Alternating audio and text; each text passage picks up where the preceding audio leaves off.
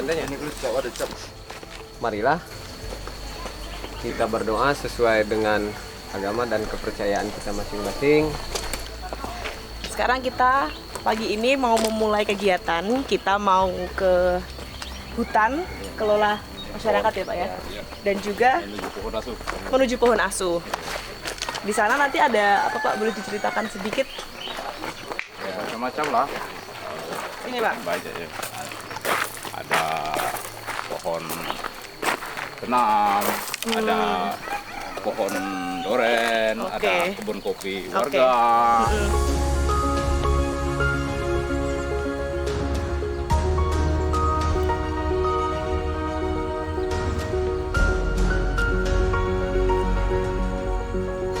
Sahabat Kompas TV, ini kita lagi berjalan di jembatan gantung, satu-satunya akses yang bisa membawa kita menuju ke pohon dan juga hutan itu. Ayo ikuti saya. Terdapat 3 skema hutan, yakni hutan lindung, hutan kelola masyarakat atau HKM, dan hutan tanaman rakyat atau HTR. Nah, yang saya kunjungi ini adalah HKM yang dikelola masyarakat setempat. Di sini masyarakat hanya boleh menanam, namun tidak boleh menebang. Pengembangan tanaman kopi, durian, manggis, petai, dan tanaman lainnya lah yang kemudian jadi pilihan masyarakat untuk dikelola. Kalau yang sini, kalau di sini variasi lah, bukan yang pohonnya durian. Itu kan ada variasi itu apa? Agroforestnya kan kayu manis, nah, seperti kayak duku, ada juga pete, jengkol gitu. Ini kan untuk berapa bulan lagi kita tengok nih. Jadi mau kembang yang bintil-bintil ini nih. Oh, itu tuh. Nah, ini calon bakal kembang itu. Bakal kembang. Ya, itu yang bintil-bintil itu.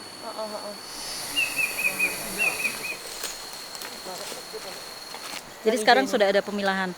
Nah, ini nggak ada yang kuning ya. Sebenarnya kalau ada yang kuning, nah ini kan menjelang warna merah itu kan ada warna kuning, itu bisa diolah jadi golden coffee. Kalau sudah fan itu sortirnya sudah bagus. Kubelai rambutmu yang gundul, berteduh bawah pohon rindang tanpa berdaun. Tuh, itu pohonnya di atas tuh. Meski masyarakat telah mendapat hak pengelolaan HKM dan HTR dari Menteri Lingkungan Hidup dan Kehutanan, namun tak semua areal jadi kawasan agroforesti. Mereka masih membiarkannya asri dan alami seperti yang saya lihat ini, hijau sejauh mata memandang. Oh iya, begitu tiba di desa ini saya masih penasaran, kenapa namanya Desa Air Tenam? Ternyata di hutan inilah saya dapat jawabannya. Sahabat Kompas TV, ini kita mau tahu Desa Air Tenam ini kan ada nama tenamnya. Ternyata asal usulnya adalah karena dulunya banyak pohon tenam di sini ya. Betul. Nah, pohon yang ini saya mau nanya nih Pak, ini udah berapa tahun ya ini?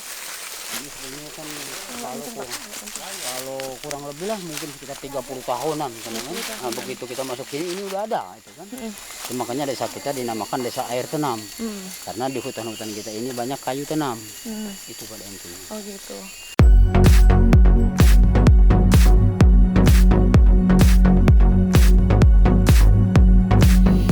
Sobat Kompas TV, kita harus melewati kayak gini nih, curam sekali buat menuju ke pohon asuhnya.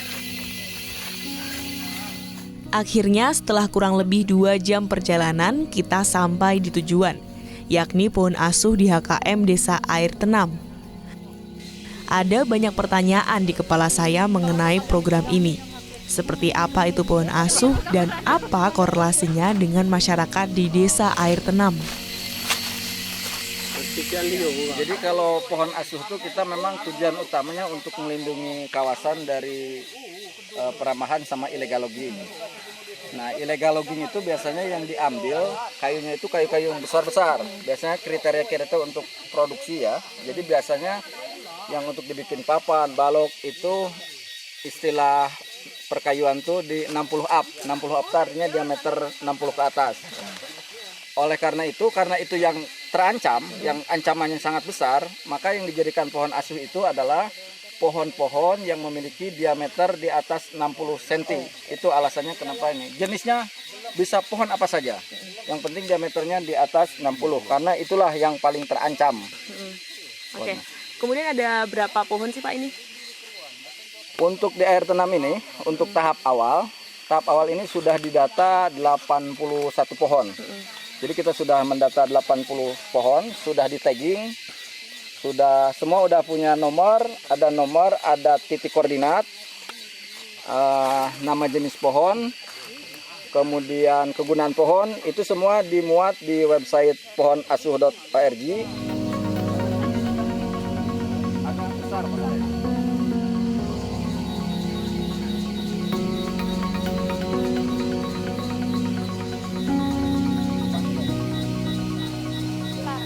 Jadi cara adopsi pohon, pertama kita bisa mengunjungi website pohonasuh.org. Kemudian di sana kita bisa membuat akun. Kita dengan mendaftarkan nomor email kita, alamat email kita bikin akun di sana. Kemudian nanti ada nomor rekening tertentu yang untuk mentransfer keuangannya. Jadi pohon asuh ini besaran dana yang harus ditransfer itu Rp200.000 untuk 1 tahun pengasuhan. Setelah 1 tahun pengasuhan, pengasuh bisa memperpanjang lagi, boleh di pohon yang sama atau di pohon yang berbeda, sebesar uang yang sama Rp200.000. Manfaat dari uang tersebut ada 2 sebenarnya yang utama dari benefit sharing dari pohon asuh tersebut. Pertama, untuk menjaga kelestarian hutan sendiri, misalkan untuk patroli kawasan, untuk memperkuat lembaga pengelolanya. Kemudian yang kedua untuk masalah sosial di masyarakat, misalkan untuk membantu sumbangan pembangunan masjid, jalan, jembatan, atau kalau ada orang sakit bisa dibantu menggunakan dana tersebut di desa. Orang sakit, orang mungkin beasiswa, orang miskin bisa dibantu melalui dana tersebut. Itu manfaatnya. Sebagai tanggapan dari kami selaku pemerintah desa, dengan adanya terlaksananya acara bersama pohon asuh yang pertama kali di desa Air Tanam ini, saya support sekali dan semoga kedepannya nanti bisa meningkatkan lagi taraf hidup masyarakat desa Air Tanam ini. Okay. Sebelum ada di titik di mana masyarakat paham begitu pentingnya hutan ini bagi kelangsungan hidup, ternyata ada cerita yang sangat berkebalikan dengan kondisi saat ini.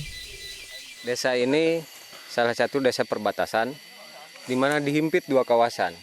Jadi kehidupan dan hidup mereka itu sangat tergantung dengan kawasan. Waktu itu ibarat makanan ada depan mata semua. Sehingga yang paling mudah untuk mereka itu mencari nafkah, salah satunya illegal logging. Dan itulah yang paling mudah dan menghasilkan uang cukup banyak waktu itu. Seiring dengan waktu memang tidak semuanya langsung berhenti. Bahwa desanya mekar, perkembangan informasi sudah mulai banyak, bahwa kita juga menyampaikan penyuluhan bahwa illegal logging itu tidak dibenarkan dan lain sebagainya, sudah mulai sedikit dipahami oleh masyarakat, terutama oleh tokoh-tokohnya. Karena yang kami dekati bukan pelakunya langsung, tokoh-tokoh masyarakat yang memang berpengaruh di desa untuk menyampaikan itu ke para pelaku illegal logging. Kalau kita sebagai penyuluh rasanya agak berat. Kenapa? Mereka mencari makan dan yang mereka punya cuman otot, nggak punya otak. Jadi begitu, artinya untuk berpikir lebih lanjut ini bertentangan dengan hukum dan lain sebagainya sulit. Pelan-pelan masuk melalui tokoh-tokoh masyarakat yang ada di desa Air Tanam ini kita sampaikan, dan alhamdulillah saya diterima dengan baik di pihak desa sebagai penyuluh. Beberapa skema sesuai dengan perkembangan bahwa kawasan atau areal yang sudah terlanjur digarap oleh mereka itu diberikan hak kelolanya kepada masyarakat melalui beberapa skema perhutanan sosial. Nah, si pelaku illegal logging lambat laun sudah mulai tersisihkan dengan sendirinya, bahkan mereka juga jadi minoritas di antara mereka-mereka yang ada di desa ini. karena hampir semua boleh dikatakan berteman. Bahkan saya nggak perlu nyuruh jangan lagi ngambil, ketemu saya kalau memang mereka lagi melakukan itu seolah-olah malu gitu. Kelihatan pandangan orang ini mirip. Usai melakukan ekspedisi pohon asuh, kami pun kembali ke desa. Tapi di tengah perjalanan ada sesuatu yang sangat menarik perhatian. Nah, sahabat Kompas TV, kalau misal tadi saya habis dari peresmiannya, ini saya nemu pohon namanya apa nama Mas? Bajaka yang lagi viral di Kalimantan. Ini angas-angas ya? Angas-angas. Nah, ini bisa buat minum. Obat kanker. Mau coba? Mau coba? Boleh. Ini konon kalau warga sini dulu jalan gitu haus, terus bisa buat minum ya? Oh, ini nih. Buka dulu. Nih.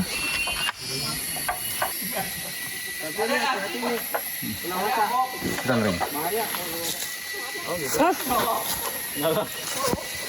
Seger sahabat Kompas TV, tapi tetap kayak Kok muda? rasa kayu gimana ya? Kayak kayu-kayu gitu ya. Cuma seger sih, seru. Penyelamat ketika kita haus. Jangan sampai dehidrasi. Tadi ya. Itu ada air semua. Oke, kita potong yang ini. Setelah mengeksplorasi hutan, saya paham kenapa masyarakat setempat begitu peduli untuk menjaga lingkungan. Selain memang hutan di sini sangat berkontribusi besar bagi kelangsungan hidup masyarakat di hilir, hutan inilah yang juga jadi sumber tumpuan hidup masyarakat Desa Air Tenam. Ya sahabat Kompas TV, setelah kita tadi muter-muter di hutan dan menemukan banyak sekali eksplorasi hutan yang bisa kita pelajari dan kita pahami hutan itu seperti apa, jam 12 tepat kita bakal nyebrang lagi, satu langkah lagi menuju ke Desa Air Tenam. Akhirnya kita selesai. Luar biasa, 4 jam kita di hutan perjalanan pulang dan pergi. Ayo kita pulang.